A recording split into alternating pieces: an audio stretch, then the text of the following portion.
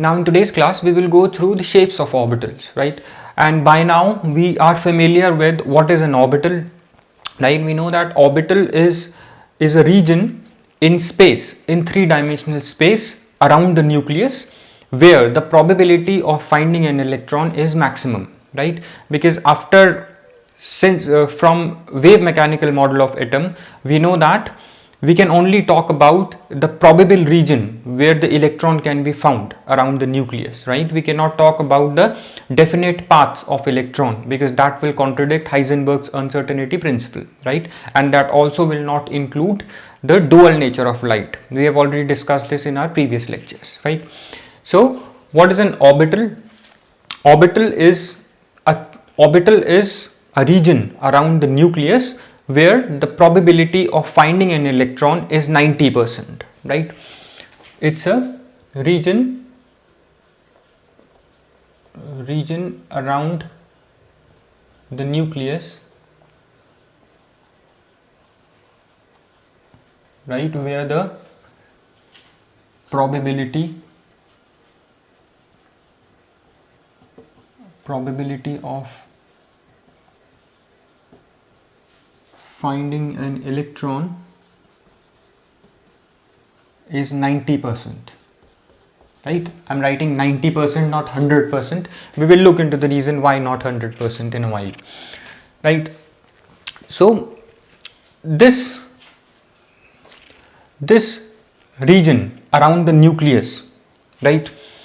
This region around the nucleus where the chance of finding an electron is maximum is found using this region is found using Schrodinger equation, using solution of Schrodinger equation, right? I'll repeat, this region, right, around the nucleus where the probability of finding an electron is maximum, which is 90%, is found using the solution of Schrodinger equation, right? This region is found using solution of Schrodinger equation, and we know that we solve Schrodinger equation for psi and your E is energy, right? So when you once you have the value of psi, right, the square of psi, right, which is the probability density, right? Probability density means probability density of electron around the nucleus, right? Once you have the value of psi, right, psi we know is a function of coordinate axis. Psi is a function of coordinate axis. That means it's like this. It's a function of, its value depends on coordinate axis x, y, z, right? And psi has no physical significance of its own, right? But psi square, right? Psi square has a physical significance also, because using psi square only we find these regions around the nucleus where the probability of finding an electron is 90%, right? So using psi square, psi is this psi, if you remember, we have studied in previous lecture that it has all the information of electron, right? And using psi square we find the probability density,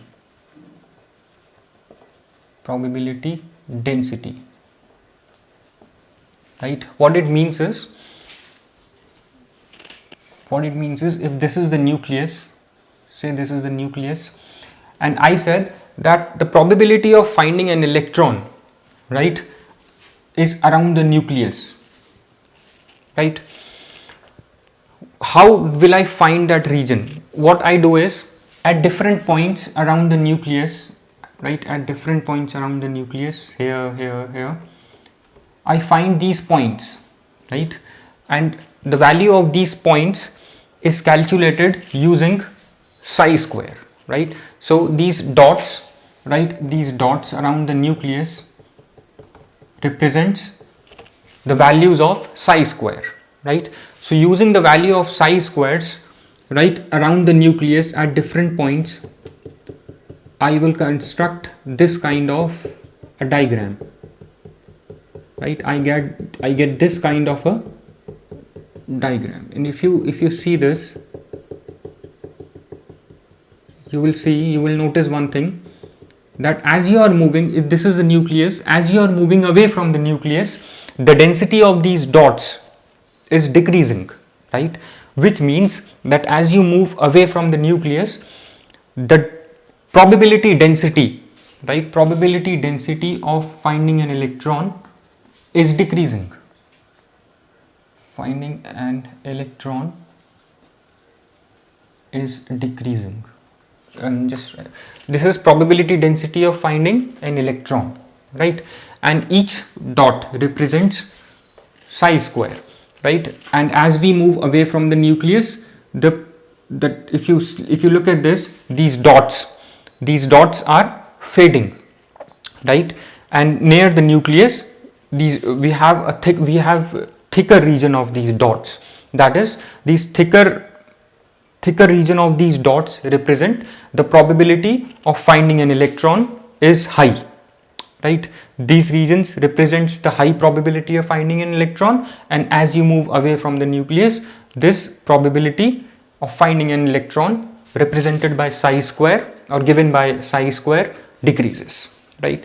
And the kind of shapes that we get, right, these are electron clouds. These are electron cloud. So this is an electron cloud, right, where the probability of finding an electron is 90%, right? Here the probability of finding an electron is 90%, and we call these electron clouds as orbitals,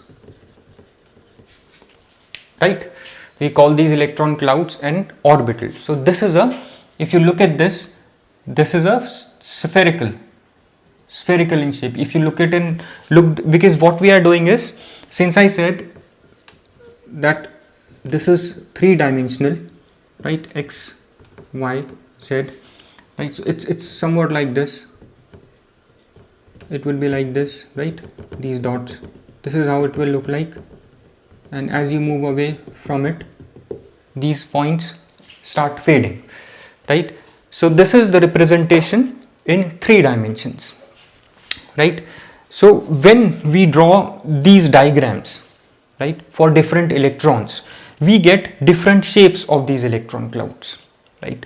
So since we are getting different shapes, and these different shapes are electron clouds where the probability of finding an electron is 90%, and this is nothing, these electron clouds with 90% probability is nothing but an orbital, right? Since we are getting different shapes for different electrons, that's why we say the shapes of orbitals, which are shapes of these electron clouds, right?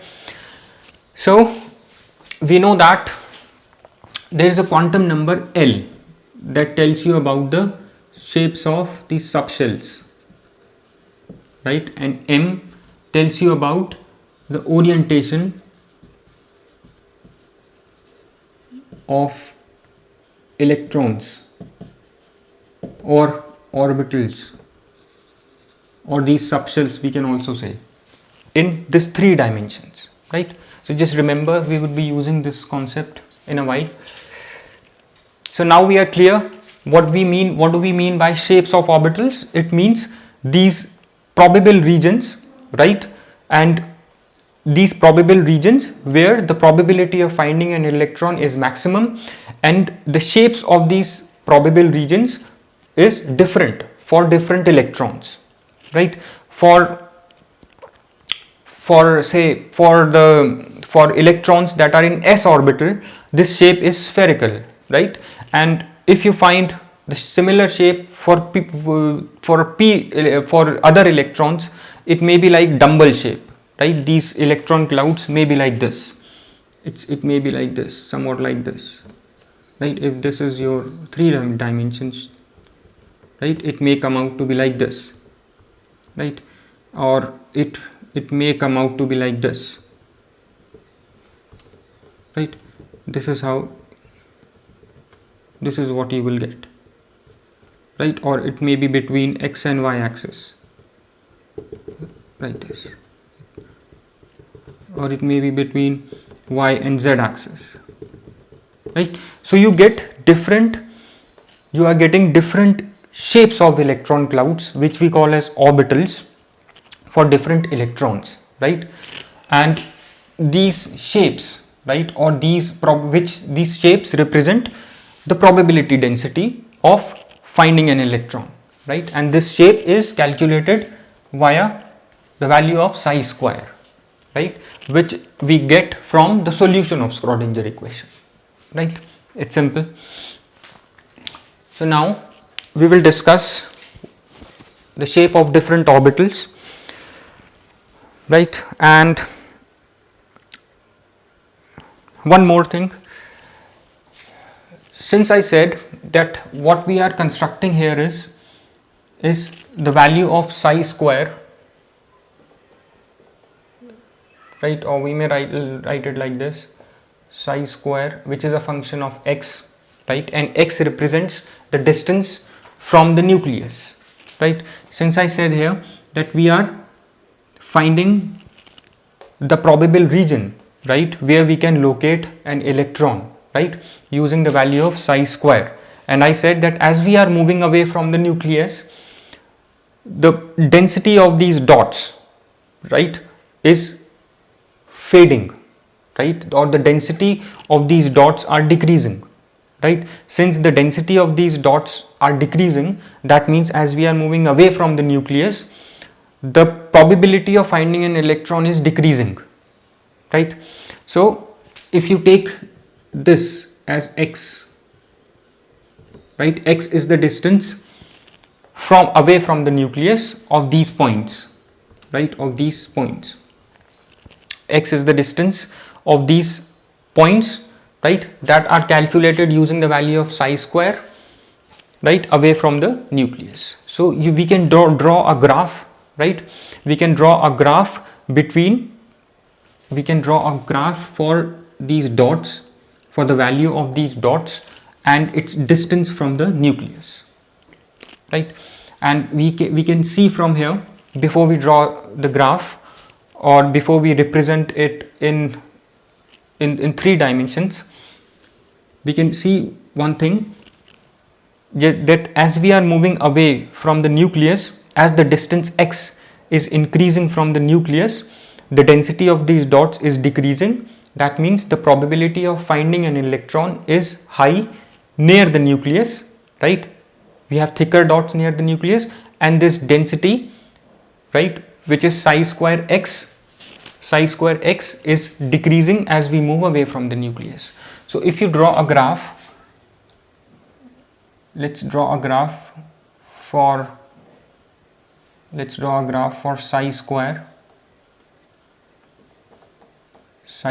x, and here your x, right?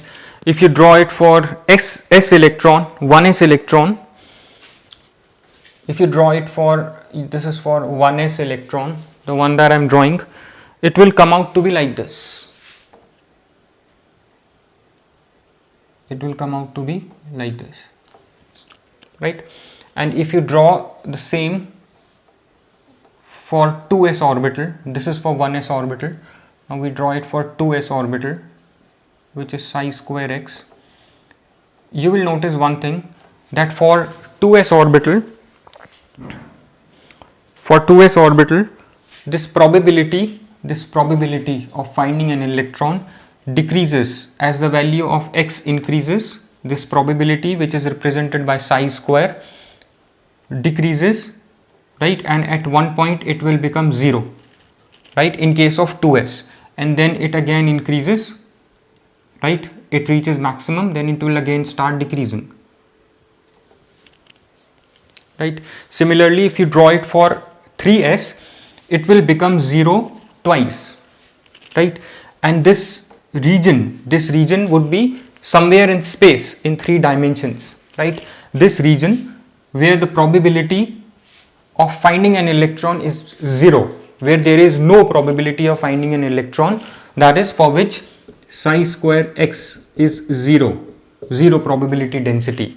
This point is known as node or nodal plane or nodal surface, I'm sorry, we call it as nodal surface. Generally we call it node. Just remember that the point, right, in space where the probability of finding an electron is 0, that means the density of these dots would be 0. There would be no dots in that region, right? So that point where there are no dots, right, around the nucleus is represented by this node, right, and it corresponds to the value 0 of psi square on this graph, right? And also, since psi square represents the probability density of an electron, and we are saying that the region, right, has 0 probability of finding an electron, that means psi square is your 0, right? So this is it. Now we have understood it in graph also, right? It just shows you that the probability, if you look at this, as x increases like this, as x increases, the value of this psi square is coming down. That means the density of these points is decreasing. The chance of locating an electron away from the nucleus is increasing. As x is increasing, the distance from the nucleus is increasing, right? This is what it means. And the point where this probability of locating an electron is 0, we call that point as node, right? Yes. And if you want to draw it in graph kind of a thing, this is what, I'm sorry, if you want to draw the electron cloud of it, you will get it like this. This is for 1s. This is for 1s, right? Because in 1s we have seen that there is no such node, right? For 1s there is no such node, that is no region around the space where the probability of finding an electron is 0, right? So I have not shown any node here in this graph, but for 2s there is one region where the probability of finding an electron is 0, that is known as node, right? This. And if you want to draw the electron cloud for 2s, it would be like this, right? This represent this point, right? Now there is one node, and then if you look at this, it becomes 0, right? And then it again starts increasing, it reaches maximum, then it again starts decreasing. So it would be like this.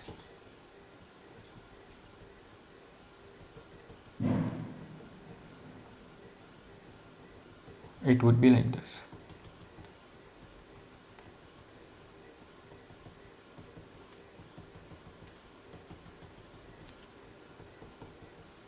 Right, and you will see that this will keep decreasing. As I said, that this keeps decreasing as you move away from the nucleus.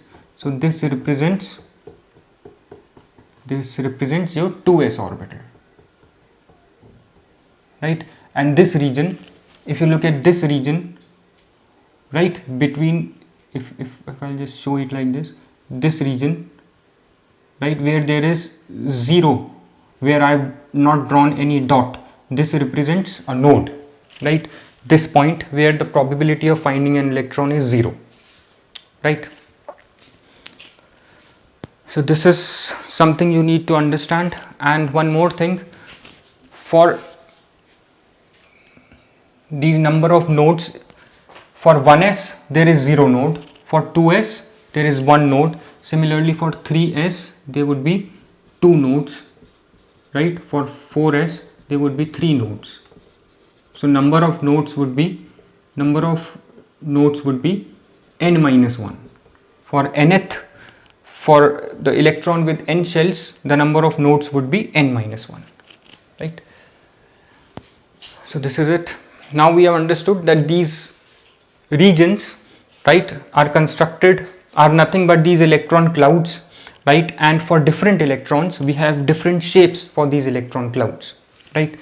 Now similarly, for p electrons, if we will draw, and one more thing, we will get one important thing is, what is the difference between 1s and 2s? 1s and 2s,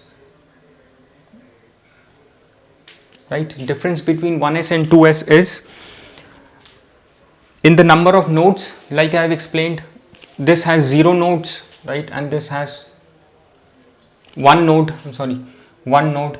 And as you move away from the nucleus, in this case there is one region where the probability of finding an electron is 0. We call that as node. So we have one node. And what about energy? Since this 2s orbital belongs to the second shell and or the second principal quantum number, and this 1s belongs to the first principal quantum number or the first energy shell, right? So we know that as we move away from the nucleus, the energy of higher shells is higher, right? So here the energy of 2s, if we want to know the energy of 2s is greater than 1s, right? And the size of orbitals, as the value of principal quantum number increases, the size of these electron clouds also increases, right? So electron cloud, or the size of the orbital, electron cloud is nothing but an orbital, right? So the size of the orbital for 2s is bigger compared to 1s, right? So this is it. Differences would be in terms of nodes, in terms of energy, in terms of size of orbitals, right? So size of 2s orbital is greater than 1s orbital. Energy is also high and size is also high for 2s orbital compared to 1s orbital, right? Energy and size. Similarly, if you want to find the orientation, we say that as per magnetic quantum number. Now let's come to this point, shapes of orbitals. SL represents your subshell, right? If for n is equals to 1, we have L is equals to 0 to n minus 1 means 0, right? And m is given by 2L plus 1, right? So 2L plus 1 means 2 into 0, right? 2 into 0 plus 1, 1. So m is equals to 1 means only one orientation, because magnetic quantum number gives you the orientation of orbitals. So only one orientation, right? And one important thing, the probability of finding an electron is same in all directions. Along x-axis, along y-axis, along z-axis. For s electrons or for s orbitals, the probability is same, right? So what can be the shape where the probability would be same in all three directions? It would be spherical shape. That is why s orbital, we say that s orbital have spherical shape, right? S orbitals have spherical shape because for them m is equals to 1, that is only one orientation, right? And the probability of locating an electron is same in all three directions, in all three axes. So such shape, right, where the probability is same in all three directions, and this shape can also be confirmed from magnetic quantum number, because magnetic quantum number has value 1, right? That means only one orientation. So only one orientation is the orientation which is same in all three axes, x, y, z. So that orientation can be spherical only, right? So s orbitals are spherical in shape. That means when I say s orbitals are spherical in shape, it means that their electron clouds, right, their electron clouds have spherical shape, right? Electron clouds have spherical shape. That is why we say that these are spherical in shape. Orbitals are spherical in shape, right? Now let's talk about p orbitals, right? For p orbital, we know how to draw p orbital. P orbital is, if you remember, p orbital is drawn in this way. P orbitals, right? This is how we draw p orbitals. So let's see how, if we are drawing p orbital this way, this represents your dumbbell shape, right? So this is nothing. When we say p orbital is double in shape, that means this electron cloud that we get for p electrons is your dumbbell shape, right? And let's talk a little about this. We have a general understanding how we reached at the dumbbell shape now, right? Because the electron cloud or the electron probability density that I will draw using psi square for p electrons, it would be dumbbell shape. This is what it means. Now, right now let's quickly see it. So on the basis of probability calculations, that is on the basis of the values of psi squares in space, right, it is found that the probability of finding the p electron is maximum in two lobes on the opposite side of the nucleus, right? So if this is the nucleus, say this is the nucleus, right, and for p electrons, if you find the region for p electrons using the different values of psi square, right? So if you draw the probability density, or if you draw these points, right, or that represents the probability density for electrons, you will get these two lobes, right, in the opposite sides of the nucleus. This is nucleus. At one side you will get one lobe, at the other side of the nucleus you will get one lobe, right? So this represents, these two lobes represents the probability region for p electrons, where the probability region is 90%, right? And it may be noted one more thing, that the probability of finding a particular p electron is same in both the lobes, right? So in both the lobes which are in these two opposite sides of the nucleus, the probability of finding the electron would be same in both the two lobes, right? And there is one nodal plane for p electrons, like we have nodal plane for 2s orbital, a node for 2s orbital, there would be a node for this p orbital as well, right? And this would be the plane passing through the nucleus, right, on which the probability of finding the electron would be 0. So the node for this, for p electron, the node would be plane passing through the nucleus, plane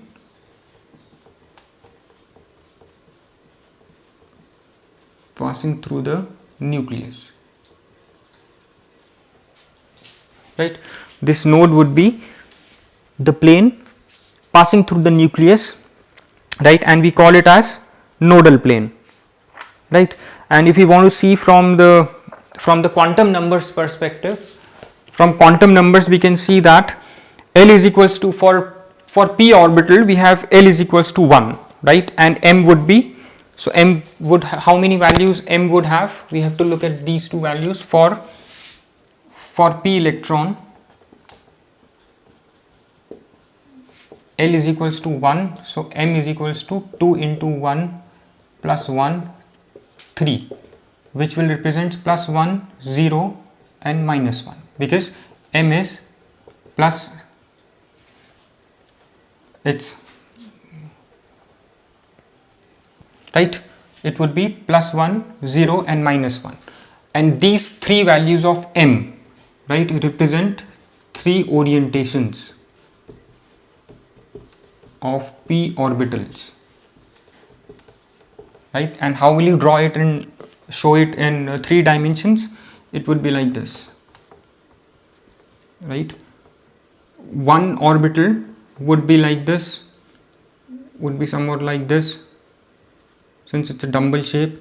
The other would be like this, right, and one would be along the z axis like this, right? So one p orbital, this will represent px, this will represent py, this will represent pz, right? So we have three orientations for p orbitals. For p orbitals we have three orientations which are directed towards x axis, y axis and z axis, right? And all these three p orbitals have same energy, right? All p orbitals